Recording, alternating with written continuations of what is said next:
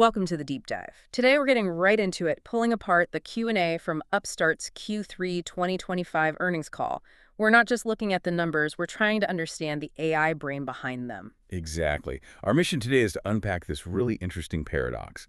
Upstart saw huge consumer demand, record applications, but their actual loan volume, the transactions, fell short of what people expected. Right. The demand was there, but the AI, the model, seemed to hit the brakes.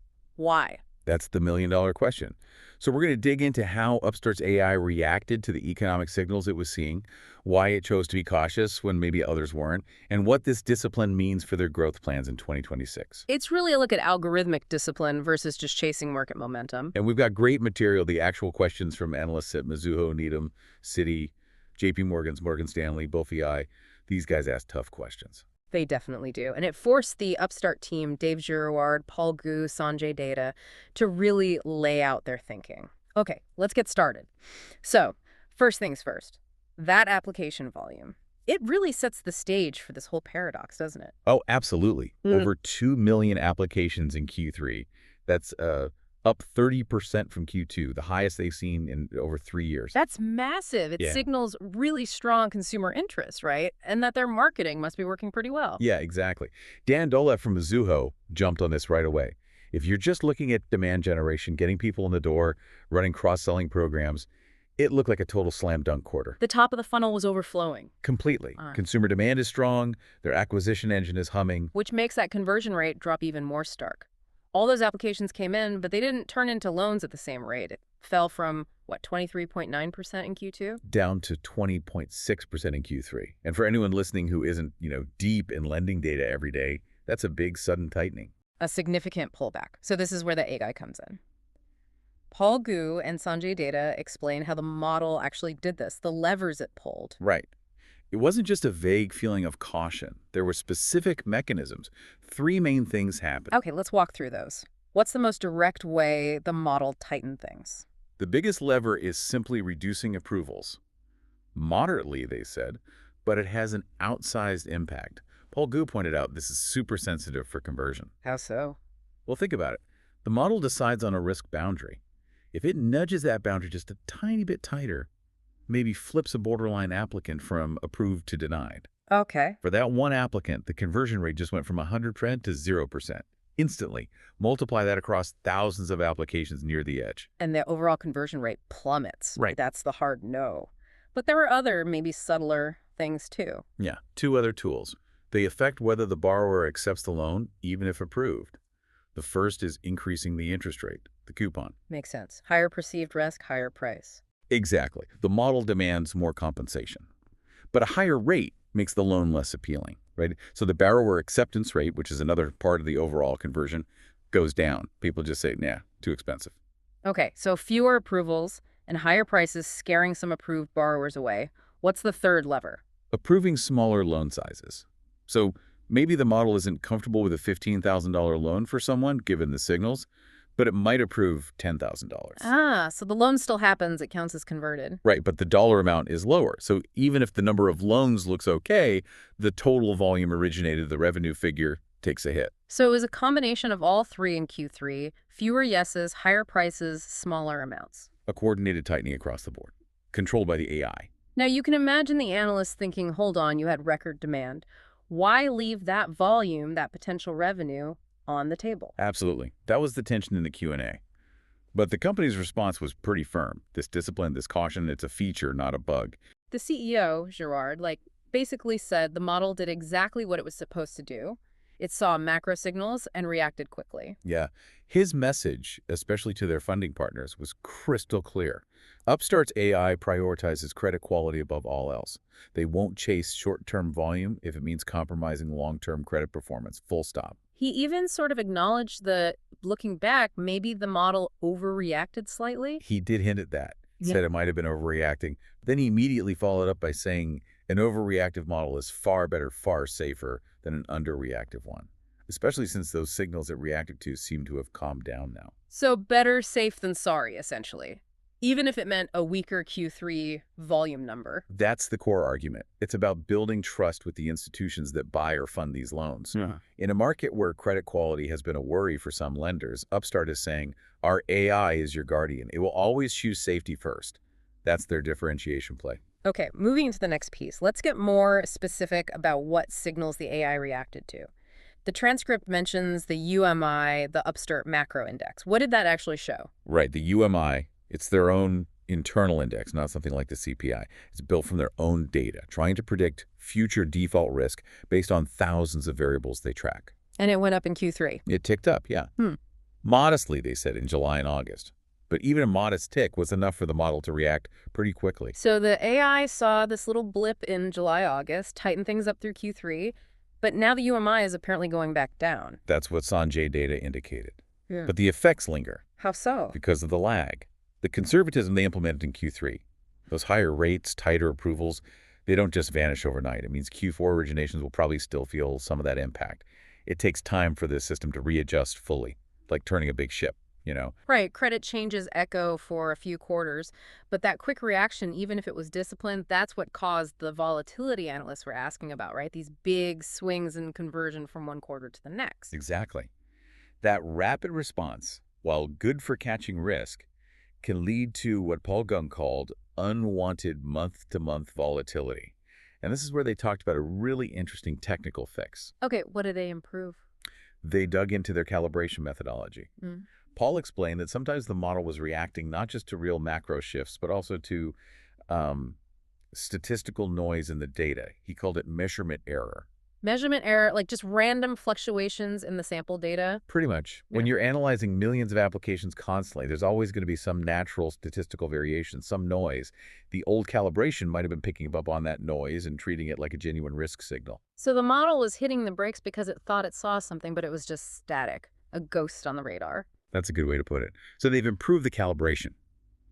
Think of it like upgrading the radar's filtering system. It's designed to ignore the random jitters, the noise, and focus only on the real signals. And the result they're expecting is pretty significant. Huge. They expect this new methodology to cut that calibration-driven volatility, the noise-driven swings, by about 50%. 50%, that's massive. It really is. If they pull that off, it means they keep the speed to react to genuine economic changes, but they get rid of half the jerky, unpredictable movements that were probably unsettling investors. It should lead to much smoother, more predictable performance going forward. That's a big deal for their 2026 story. Okay, now let's talk about maybe the most surprising data point they shared. This U-shaped risk profile. It kind of pushes back against the simple K-shaped recovery narrative. Yeah, this was fascinating. Sanjay data broke down their internal data, and it wasn't showing uniform stress across all borrowers. It wasn't just subprime struggling and prime doing great. So let's break down that U-shape. What about the lowest credit scores, the sub-660 FICO group, the ones you'd typically expect to be hit hardest? Counterintuitively, Upstart's data showed this group was actually in relatively good shape compared to their pre-COVID default levels. Their UMI readings were only moderately elevated, around 1.2 or 1.3.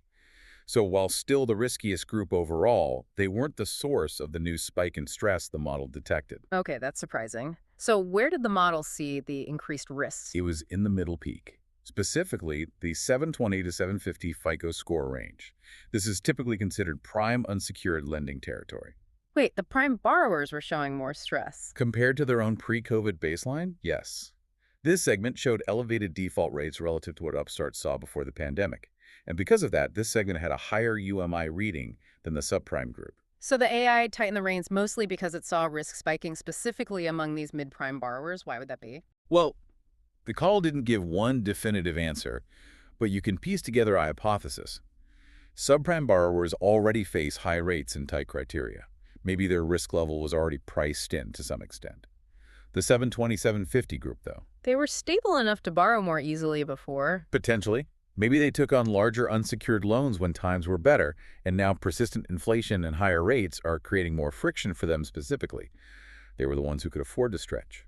And now that stretch is becoming uncomfortable. So it wasn't broad economic doom hitting the most vulnerable. It was a targeted pain point in the middle, maybe among those who took on debt assuming low rates would last. That seems to be what the granular data was showing Upstart's model.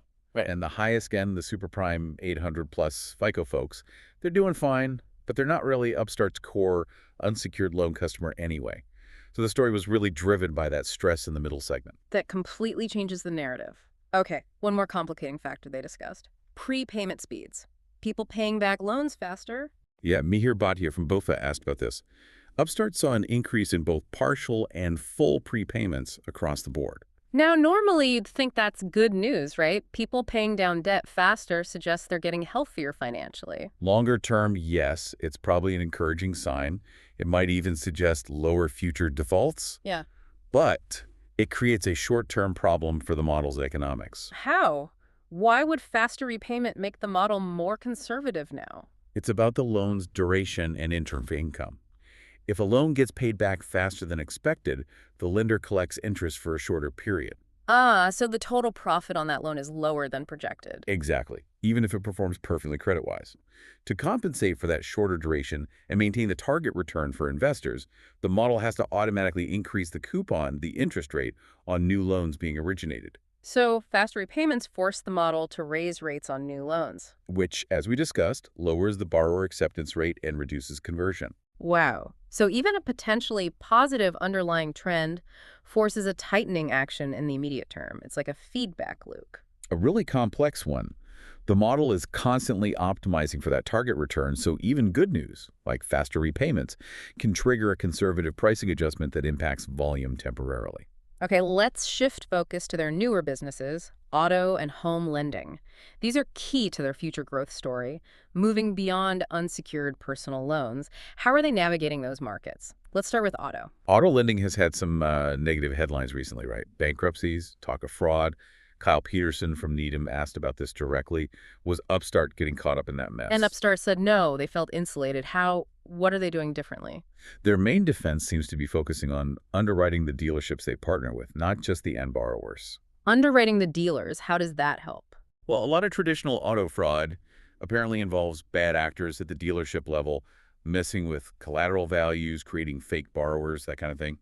Upstart says they're pretty rigorous in vetting the dealerships themselves, using their tech to check the operational integrity of their partners. So they try to screen out problematic dealers before any loans even happen. Yeah. Smart, like tackling the fraud at the source. Seems to be the idea.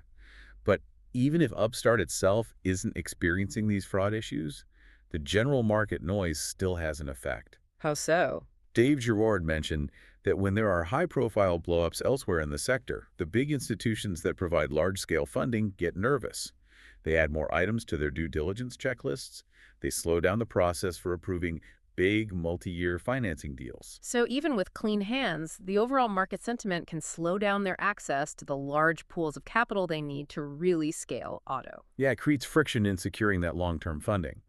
But interestingly, Upstart also sees this disruption as an opportunity. A bit of chaos helps the new guy. Kind of. They mentioned doubling their active dealership rooftops and seeing auto transaction volume jump 70% quarter on quarter. They're really bullish on auto for 2026, seeing it as a potential breakout year. The idea is that as traditional auto finance gets rocky, dealerships might be more open to a new tech-driven player like Upstart who promises faster decisions and rigorous fraud checks. Makes sense. They also briefly mentioned a sort of hybrid auto product. Yeah, the auto-secured personal loan. It's basically using their fast digital personal loan process, but securing the loan with a car title. So faster than a traditional auto loan potentially, but safer and cheaper than an unsecured personal loan because there's collateral. Exactly. It's a way to bridge the gap, offering speed, but with the better economics of a secured asset. Seems like it's starting to get some traction. Okay, let's switch to the other big secured push, HLORs. Home equity lines of credit. This market is notoriously slow and paper-heavy. What progress are they making there? This is where the automation story gets really impressive. They're attacking the manual bottlenecks, especially document review. And the results sound pretty dramatic. They really do. They launched instant property valuations back in June, which allowed for, less than 1% of ELOCs to be automatically approved instantly. Tiny start. Yeah. By September, that number was up to 10%. And by October, just a month later, it was around 20%. Wow, from near 0 to 1 in 5 fully automated approvals in just 4 months in home lending. Yeah, the pace of automation is striking. It shows how quickly they can apply and refine their AI approach even in a complex, document-intensive area like ELOCs. What's the core tech enabling that? The transcript mentioned multimodal AI. Can you break that down for us? What makes it different? Okay, so think about home loan documents. They're messy, right? You've got appraisals, title reports, deeds. They look different in every state. Lots of scanned images, maybe even photos, different fonts, stamps, signatures. It's very unstructured. Right, not like clean digital data fields. Yeah. Exactly. Regular AI is great with structured data.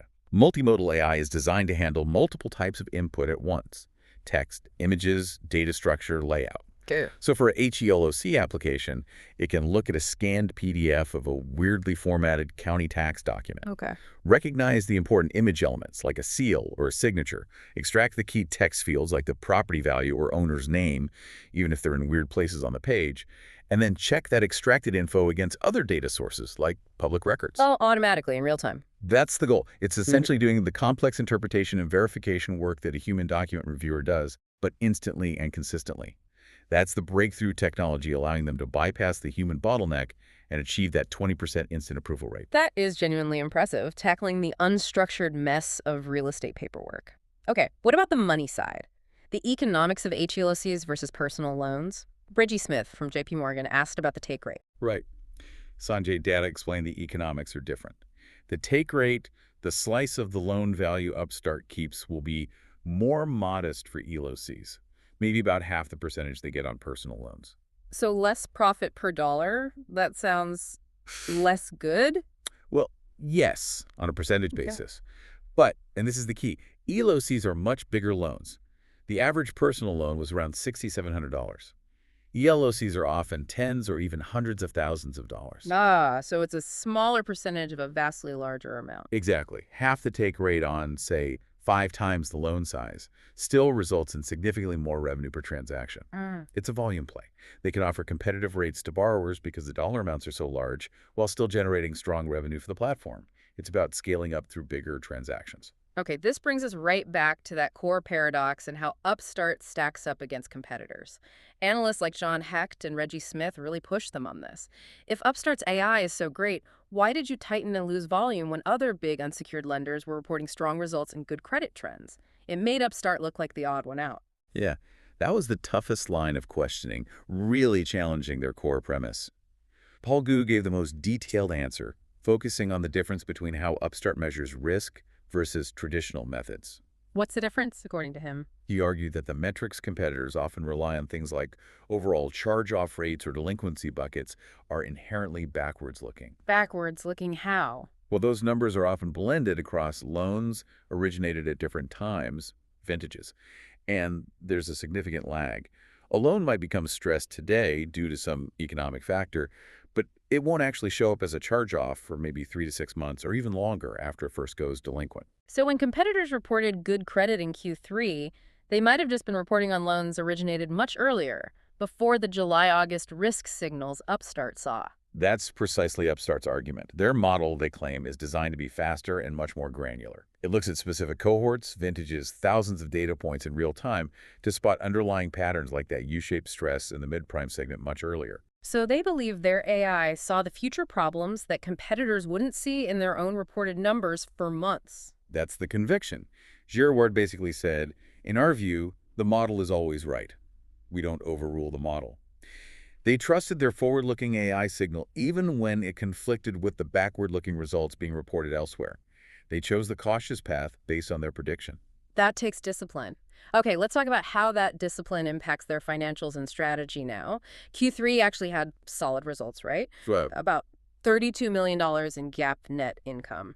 yeah, they outperformed expectations there, helped by good net interest income and keeping costs flat. Yeah. They even reduced some compensation accruals because they were feeling positive about the full year. And that profitability now allows them to make a strategic shift. Right. Now that the business is profitable again, they signaled a plan for Q4 and into 2026.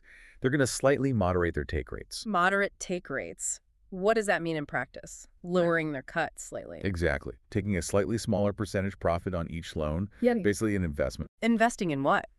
Investing in growth and loyalty.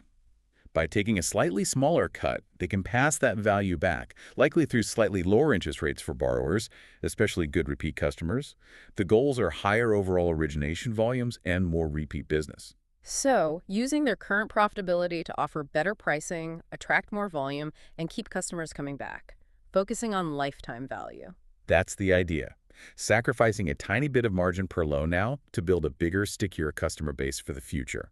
It's a move you make when you feel your core platform is stable and profitable and you want to press your advantage to gain scale, using profit as dry powder for growth. Makes sense.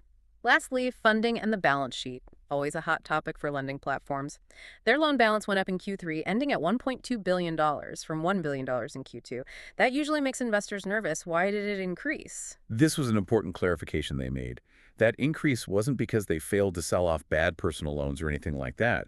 It was primarily driven by holding loans from their new products, Auto and HELOC, on their own books temporarily. Why hold them? It's essentially R&D inventory. Before large institutional investors will commit billions to fund a brand new asset class like Upstart's AI-driven auto loans, or HELOCs, Upstart needs to originate a certain volume, hold it, and build a performance track record. Prove the model works in these new areas. So it's a temporary holding period while they gather data and finalize the big funding deals for these new verticals. It's not a sign of stress in the core business. Precisely. They're actively negotiating those large multi-year funding facilities to move these assets off their balance sheet. They said they expect tangible outcomes on that by year-end or early 2026. It actually signals that Auto and HELOC are moving out of the lab and into commercial scale-up. And critically, funding for their main business, unsecured personal loans, is still strong. No issues there at all, according to them. They said third-party capital is readily accessible and actually exceeds the supply of borrowers meeting their current tightened criteria. And investor confidence seems high. As the spreads the premium investors demand continue to compress, meaning funding is getting cheaper for Upstart's core product. So funding is not a bottleneck for the established part of the business. Not at all. It's actually a sign of strength there. Hashtag tag outro. Okay, let's wrap this up. We've gone deep into the Q&A from Upstart's Q3 call. What's the main takeaway from this whole deep dive? I think the central story is about the AI demonstrating its core design principle. Prioritize accurate credit risk assessment and long-term performance, even if it means sacrificing some short-term volume. That pause in Q3, driven by those nuanced signals like the UMI and that U-shaped risk profile? It wasn't a bug, it was a feature, a deliberate, disciplined response. Exactly. It was the system acting as a guardian for their funding partners, proving it wouldn't chase growth blindly into rising risk. That caution, even if maybe slightly overdone in hindsight, reinforces their core value proposition. And looking forward, they seem confident about 2026. That confidence seems built on, one, making the model itself more stable, cutting that volatility by half is huge, and two, really accelerating these new automated ventures in Auto and HELOC. Yeah, leveraging things like multimodal AI to crack into these big, complex, secured lending markets feels like the next major phase of their growth. They seem to believe the foundation is now set for that expansion. It sets up an interesting dynamic. So let's end with a final thought for you, the listener. If Upstart really has built an AI that can see and react to credit risk significantly faster than the broader market, what happens next? As competitors inevitably try to catch up and build similarly fast, predictive models, does that lead to a more stable financial system overall because everyone sees risk emerging at the same time? Or does it create a new kind of volatility, a hyper-fast, algorithm-driven race where platforms constantly try to undercut each other on risk and pricing in real time, potentially leading to faster, sharper swings? It's a fundamental question about whether faster information makes markets calmer or just faster, something to think about.